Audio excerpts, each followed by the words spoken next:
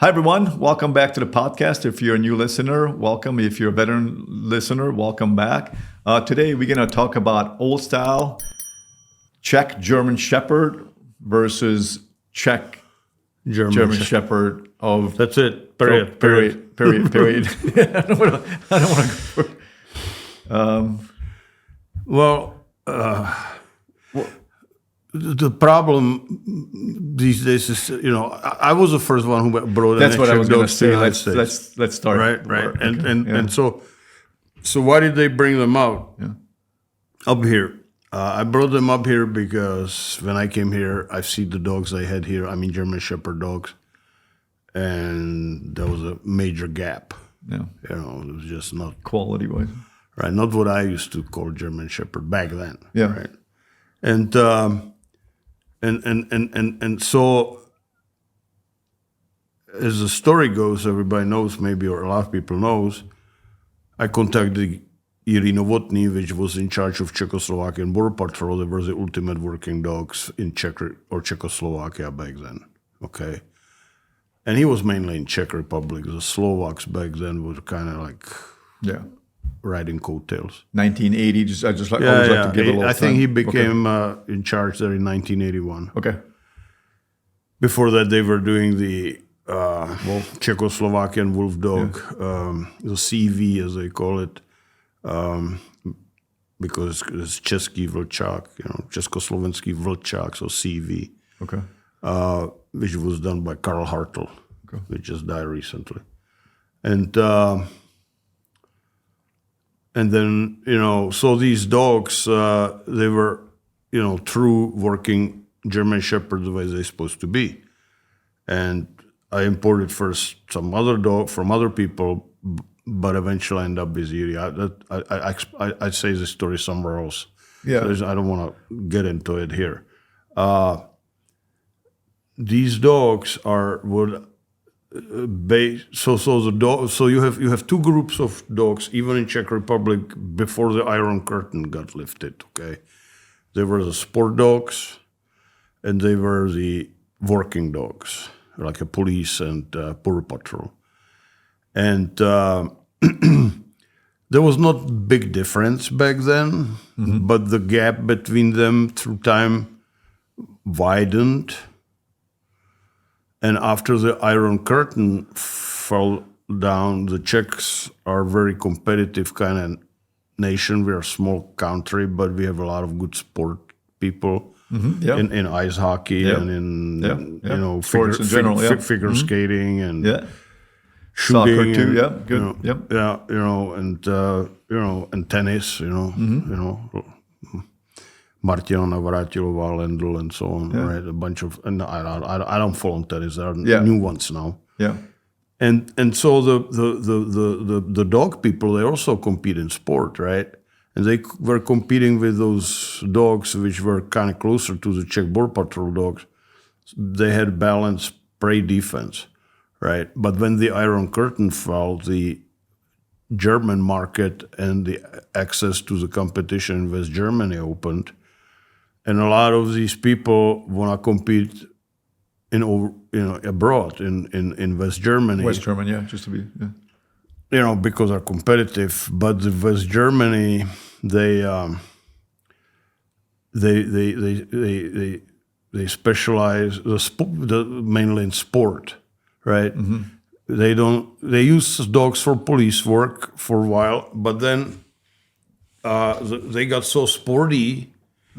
That, let's say, when there was I think Bundesliga-Prüfung, I think that's where it was, the Germans would compete with their police dogs together with the sport dogs. Okay. The German police did. Okay. And there was a breaking point, I forgot what year it was, and the German police says the sport is shit, and they just backed off, and they never competed.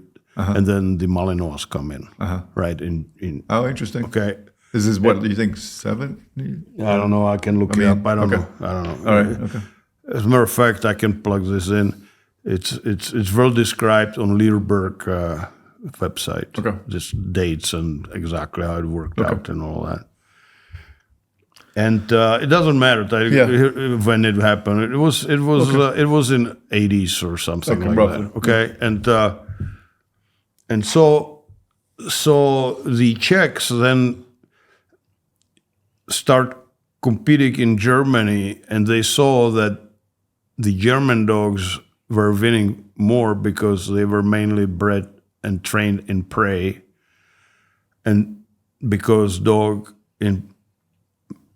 which is bred and trained in prey looks better. It's not better, but it looks better in competition. All caps, Looks better, okay? And why do they look better? They look better because they don't worry about anything, right? Like if you have a personal protection dog and somebody kicks door in, the equation goes negative challenge, fear or suspicion, courage, aggression. That's what the dog's mind goes through. It's a good one. Yeah. Right. Yeah. Yeah, I created it. I know. Okay. We'll put it up. Right. So negative challenge, fear or suspicion, courage, aggression. Yeah. Right. And so people says, well, I don't want a dog to act out of fear. Well, if I kick your door in or somebody kicks my door in, Yeah. I'm a pretty tough guy, but I'll be worried. Sure. So I just get my Bessie, Yeah. you know. Say hello to my Bessie. Yeah. And muster enough courage to go and look what happened in the hallway, Yeah. right? So fear doesn't mean, when people say like fear biting, doesn't mean fear, you stay in fear. Well, fear Like it's the initial kick. Well, let's look at it a different way. Courage is not possible without fear. Okay. People say my dog is fearless. Well, then he's a retard. Yeah. He's walking off the cliffs and into fire, and Yeah. that's a crazy dog. Yeah. Right. Yeah. Like people say, well, my dogs are never scared. I said, well, then they're crazy, man. You should put them down. Yeah. Right. Because it's like not having on humans sometimes where there's your nerves don't feel pain. Don't feel pain. That's dangerous. Right. Ultimately, you can get killed. I mean, ultimately, that's what would happen. If you want to, right? Same concept here, right? Yeah. You know, yin and yang, right? Yeah, you gotta, you don't have a courage without fear, right? Yeah. So the courage is the ability to overcome fear. Yeah. And so in sport, when the dog is overcoming the fear in defense drive, it doesn't look pretty. Yeah. It's practical for everyday life. Yeah. But in sport, where you're getting points, and like in sport, the points are given to how many times the dog barks per second. Let's say when they do the bark and hold, Yeah. The dog goes, whoa, whoa, whoa, whoa, whoa, whoa. Okay. And if he goes, whoa, whoa, whoa, whoa, whoa, whoa, he loses points, Okay. right? Purely performance. Well, no, what I'm trying to say is they judging such a minuscule, unimportant thing because there's nothing else to judge because all the dogs are so great. They even judge how straight is the dog when he barks at him, how straight is his tail, and they judge, especially on the higher level competition, they judge these most minuscule things. Yeah. So you really need to have the dog working absolutely perfect. That's why there are worked with e-collars. Whatever means, basically. For whatever almost. means. And the dog in prey will always look better because he doesn't feel any fear. When you're throwing dog to a tennis ball, there's no fear. Yeah. But it's I don't want to criticize sport. This is not what this is about. But in sport, the dog is basically not protecting, right? He's looking called fake training. It looks like protection, but it's not protection. Yeah. You're just trying to explain to people that are listening right now the difference between the two. That's what you're doing. And why is this happening? So the Czechs want to compete, right? And in order to compete, they gotta get these dogs in prey drive, and if you take the old style Czech dogs, they had a lot. They had prey and defense. So you said, well, you just use the prey, and that would be the proper way to do it. But number one, the dog did not need the defense, right? Yeah. And second of all, if it flipped into defense, it didn't look pretty. Yeah. And so they were losing point. So they got completely rid of or trying to still even now, getting rid of the defense drive as a 4-letter word, which it is not, but you know what I mean, right? Like he's so defensive. You know, I remember when I was doing PSA, Joe Morris, rest in peace. He says, "Oh, I worked this Czech dog in where is it, North Carolina or South Carolina? I don't know, somewhere back then." And he says, "Oh, it's a good dog, but man, was she defensive?" And I said, "Good." And he looked at me like, you know, it's sport, right? Yeah. So he didn't like that. Yeah. Okay. And Joe Morris is the founder of the PSA, you know, in case somebody doesn't know. Yeah. And so everything with these sports is going to the prey, training and genetics. Yeah. Right. And that's a big segment of the Czech dogs, big segment. And it's unfortunately, it's keep growing. When Yuri was still alive, he was a German Shepherd judge. And these dogs, the old style Czech dogs, they also have specific looks. They're kind of rough looking, right? And so they had hard time to do breed survey and show, and because they gotta have all, in order to be bred, gotta have breed survey, show, and the protection, right? And so they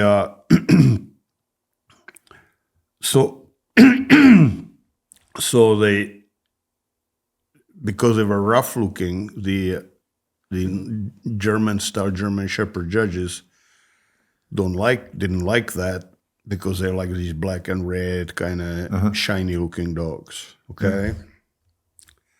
And then you talk about that that you as far as the sables go, like basically you don't want look of the dog, a certain look, to sacrifice the spirit. Right.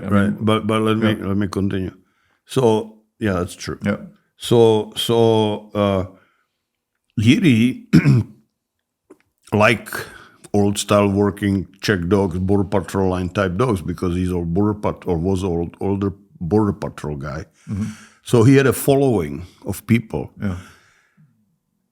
who just, when they went to competition, they weren't there only when he was judging. Because the sporty German style judges, they wouldn't do that well with them. If, it's weird politics, right? And I remember that. And I back then even, and this is a long time ago, I'm talking 10 years ago or more. When I was there, I asked him, so what's the percentage of the dogs which are the old style, like you like and I like? Yeah. And he says somewhere between 15 and 25%. Wow. And the rest of them is that was already after the Iron Curtain fell. Yeah. Right. And he says, so the rest of them are basically like German style type dogs. Right. 75% roughly. Yeah. Almost. That's a pretty big, roughly. I mean, right. And that was 10 years. Now it's even worse. Yeah. Right. So, so when you say Czech dogs, it's not about geographical purity. You got to look at the pedigrees and see where these dogs come from, not just genetically, but also by type. Because a lot of these German dogs also are badass. I mean, Germany is still the source of the best dogs, But if you want to breed the old style dogs, you got to pick up specific type of dog by type and genetic background. Yeah. Okay. And then the other thing is what I want to talk about after I drink some water. As you drink it, but basically from, what I see is the original intent to where we're at today, it's gone so astray. We still have it. We have it, but it's just... But they're got to be supported. Yeah. Right. No, and then, people always say to me, the one who disagree with me, there are always few of them. They're fools, but... Yeah. Anyway. Concentrate, Hans. Yeah. So they say, well, what makes the Czech so special? Look, it's a small country which survived for hundreds or thousands of years, but not thousands, but 1,500 years in center of the Europe. Yeah. Everybody want to have a piece of us, right? Hungarians, Germans, Polacks, French, Germans. Don't forget Germans, right? Right? And we're still there, right? And there's certain psychology goes with that, which, a certain type of people survive. You know? There was this Czech writer, and he said two things. I say it first in Czech, and then I'll translate it. It says, "Jsi jenom trávy stvol, sehni se a nepovol," which means if you're only straw in the wind, just hold. I mean, you can bend, but hold fast into the ground. Right? That's the Czech. That's a Czech, Yeah. And so that trickles down basically to the dogs too. Like that's kind of where you're going with and this. then the other proverb is, Czech national tree is linden. Okay. And he said, no, Czech national tree is supposed to be willow because the more you cut it, more it grows. Okay. And with willows, we are reinforcing shores, of the rivers, borders. Anyway, so that you have that psychology of people who are geared to survive, by fight or by bending or just, just waiting things out. Yeah. It's like the samurai proverb says, if you sit by the river long enough, eventually you will see bloated bodies of your enemies floating by. So that's kind of the same kind of psychology. Just wait. Like Hitler came. Yeah. Want to destroy us. Yeah. And we waited, and now he went. Yeah. Right. And the Russians came, and then they went. Right. You know what I mean? Yeah. Yeah. And that's a specific psychology of the people like that, right? And we do fight. If we fight pretty good, but we usually don't fight much, right? And so this is a type of culture which is formed by hundreds or over thousands of years of history of this type. And the borders are, if you look at Czechoslovakia, the borders are natural borders. They are either ridges of the highest mountains or down there by Danube, the Danube River. So we really have a strong natural borders, and we try to keep them. Yeah. So that's the psychology of the people who breed these dogs. Okay. Right? These old style dogs. Yeah. Right? And they are kind of more rare. You can see it like some of the dogs which we have in our class. You see somebody like brings the dog and they're kind of, it's hard to get aggression out of them or anything. Yeah. And then you bring our dogs and they're just like, oh yeah, they want to kick ass, right? Yeah. Right. And you look at your dog. I have one. You have that in your you have both. I have both. Yeah. Yeah. Yeah, both. Yeah, but you have the German style, and then you have the Czech style. Yeah, the Czech style. Yeah. It took me. It's been about almost 3.5 years training with Hans, and it takes a little time. It's like looking at Yarina. Yeah, her name is Yarina, but she's a redneck bitch. Yeah, that's what Hans calls her. But it takes time. It takes a little time. Like nothing is instantaneous, though, to understand what Hans is talking about. So if you don't see this yet, just keep with it. It doesn't come instantly. Right. And you know what? That's why a lot of times people, they breed dogs in the United States and they say they have Czech dogs. They pick up a Czech dog this and Czech male and Czech female and they breed them. Yeah. And they call it Czech puppies. Yeah. Right.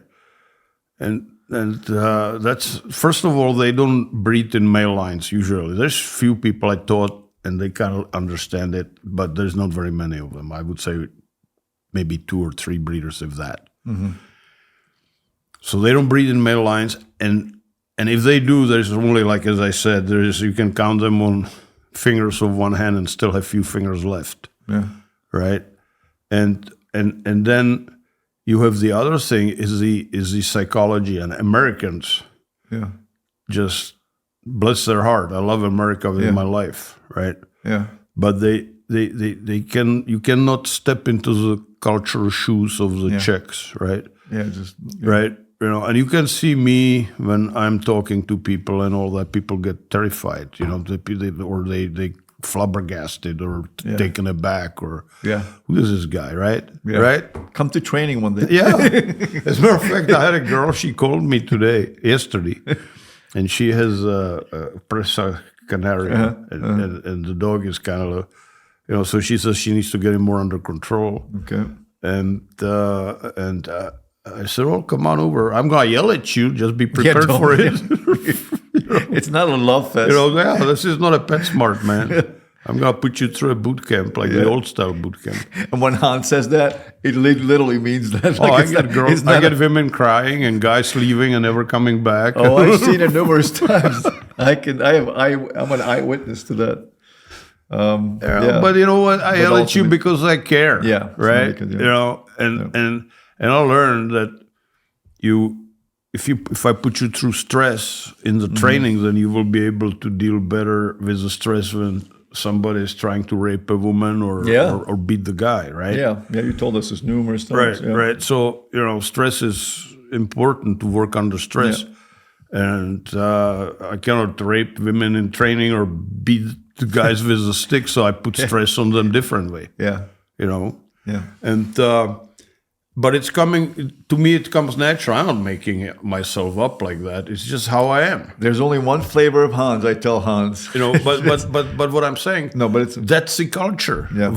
I remember this one guy. Never forget it, man. It was, you know, I was with Yuri again at this one show, and there was this dog Gap. If you go on Genopo website, you can find him there. There's two Gaps. The old stud. There's under studs like under studs, past studs.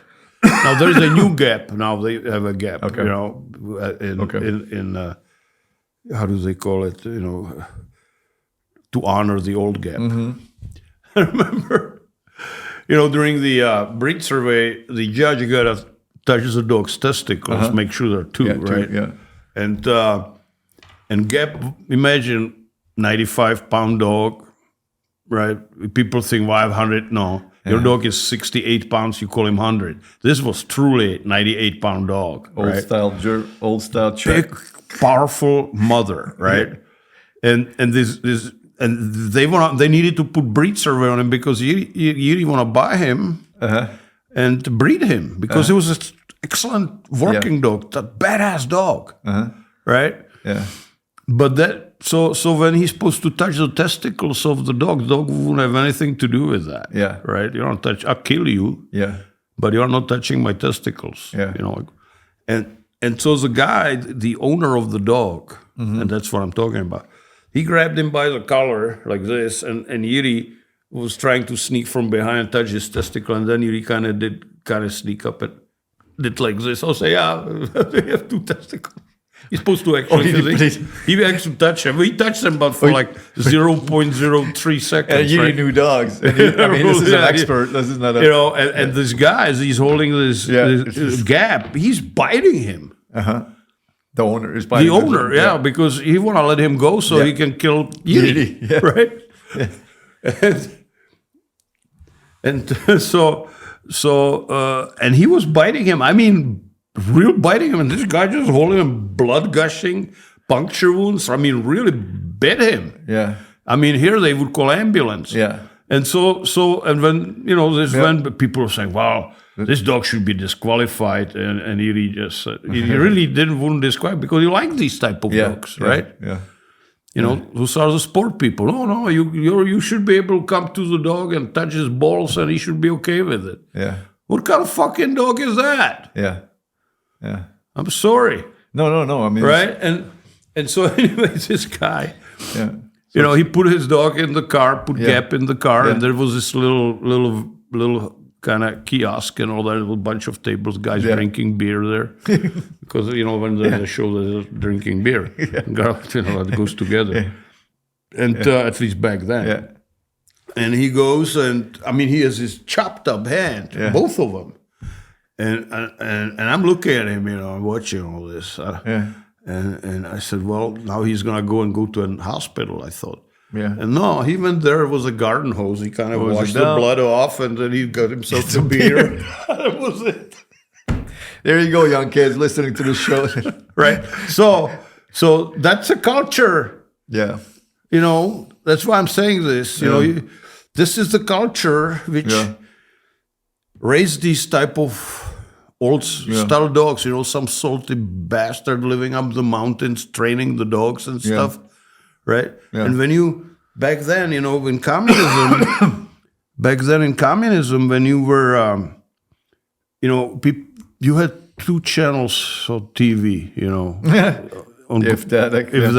But in advanced communism, finally you had another channel. Yeah, that was advanced. Right? Yeah. And it was all communist propaganda or communist movies, Yeah. So people had to choice, do what, so they could watch the stupid TV, or they could go to bar and drink beer, or they could go and do some sports. That's why Czechs are big on sports. Mm-hmm. And one of the things, they would go and train dogs and then have a beer. Yeah. Right. And that's why even now when you drive, you can see these. Every little village had a dog training yard. Yeah, you told me that. They had the A-frames and the up and downs and all that. It's part of the culture. It was part of the culture. So that's what this is all about. Yeah. Unfortunately, now people scratching their fucking phones. Yeah. Instead of doing other things, and so this kind of is disappearing, and the sport kind of keeps the dogs still going because, as I said, the sport culture, competitive culture, is still there, but it's less and less of these old style Czech dogs. They're there, and I'm always promoting them, because that's what German Shepherd should be, in my opinion. Mm-hmm. And I think people always should vote with their dollar for dogs like this. When they're buying, a puppy, for protection, make sure, ask the breeder, tell me about the dogs. Yeah. And what you want to hear is the breeder, when he's selling, don't make any suggestive questions. Just let him talk, or her. Yeah. And they're supposed to tell you, my dogs are, number one,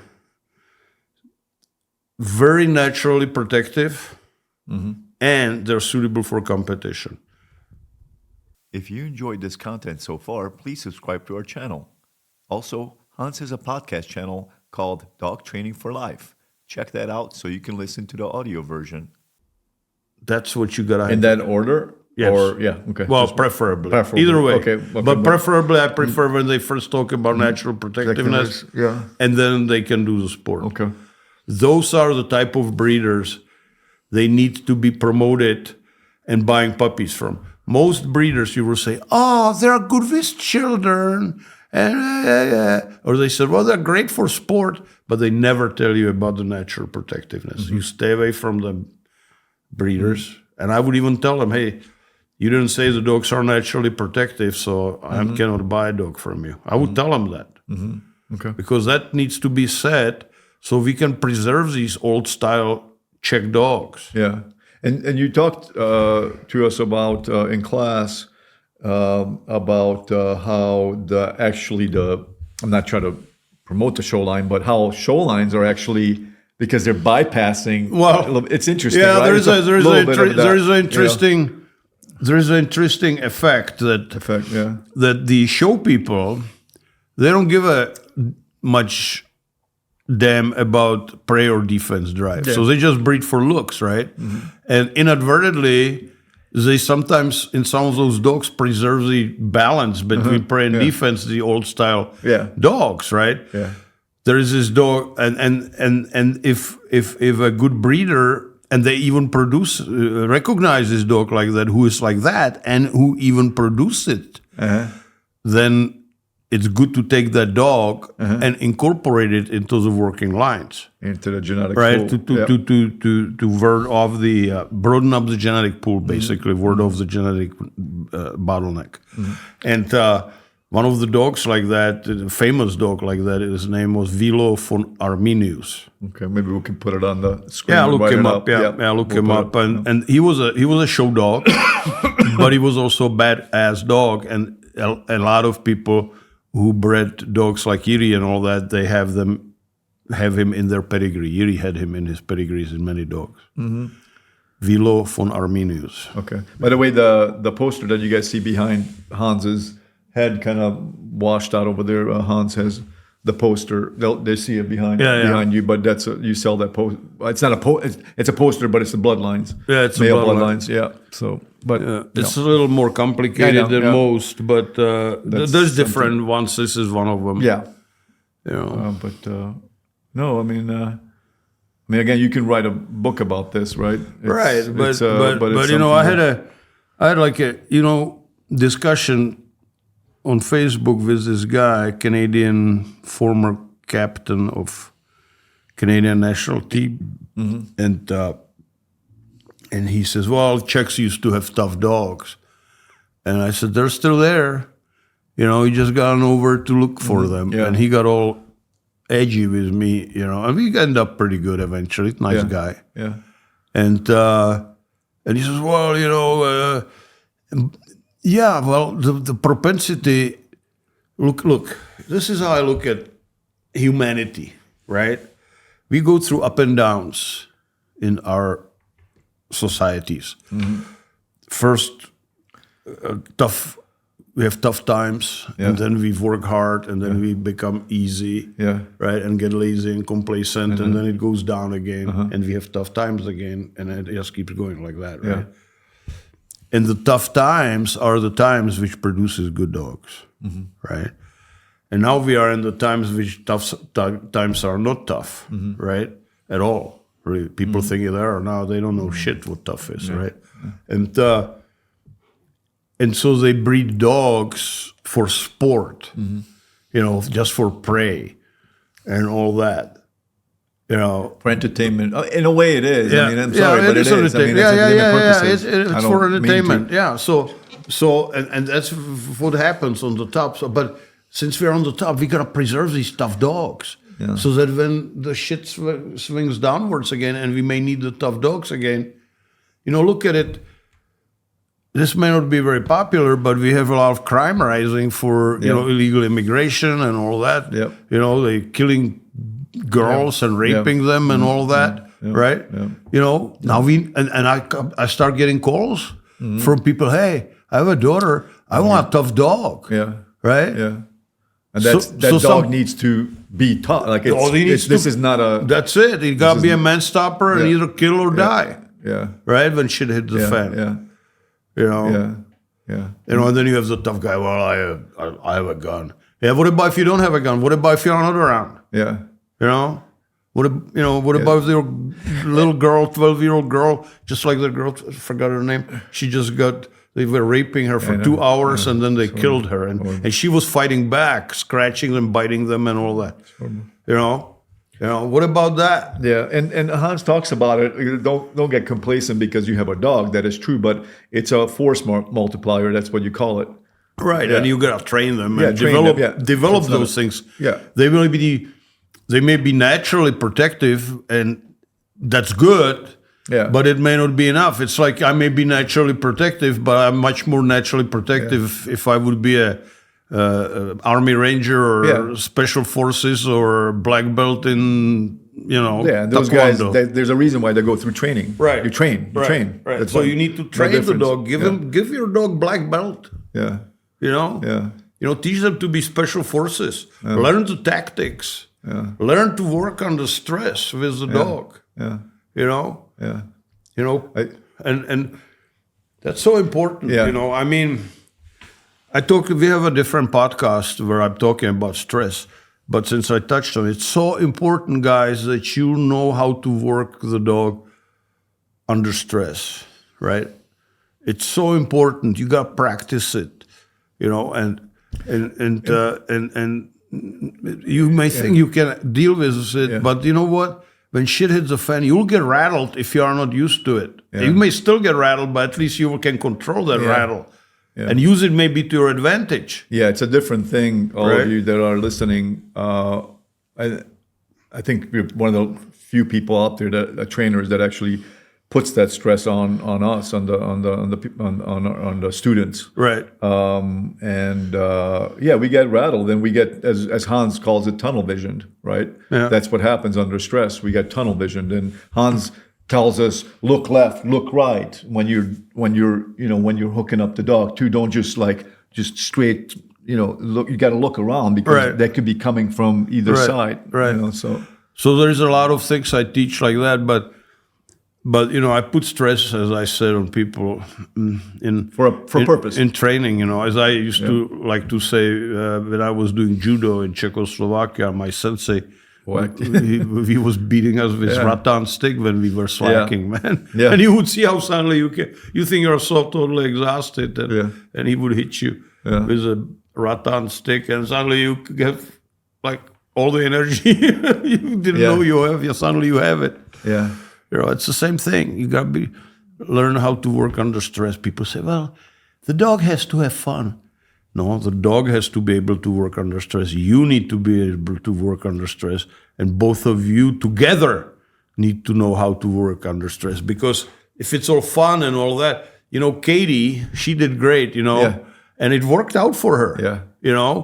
I said, you got to act like you're kind of scared. And when you say alert command, you say, pozor! Oh, pozor! Yeah. Right? I'm scared. Yeah. And the dog got to be used to it. Yeah.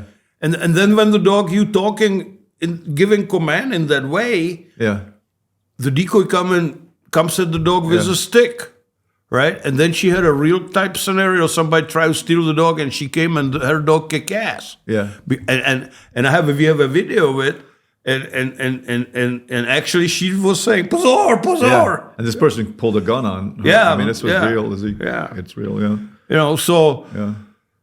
And because of Hans's training, because she's under Hans's training, and the dog also, Right, so right. it's two, as Hans talks about it, they did great in a real life situation. Yeah, the guy ran and got in the car, but and drove away. Yeah. But what I'm saying is, this is the culture. Yeah. This is the culture. This is not PetSmart. Yeah.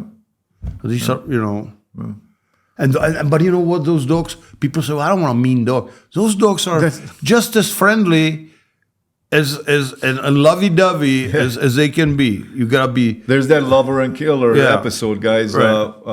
We'll go back to that first the lover and then a killer. That's what the episode Well, is. they built the default of the lover. Yeah. So all good dog always go to the lover until you tell them otherwise. Yeah, it's just like this misconception about. That's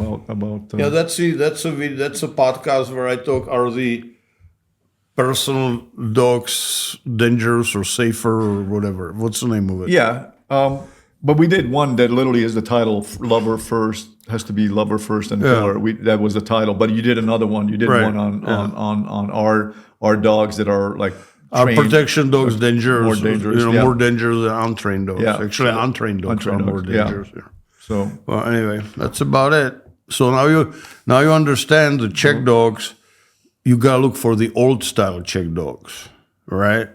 And there are people out there who still have them, but just because somebody says this is Czech dog, that doesn't mean shit.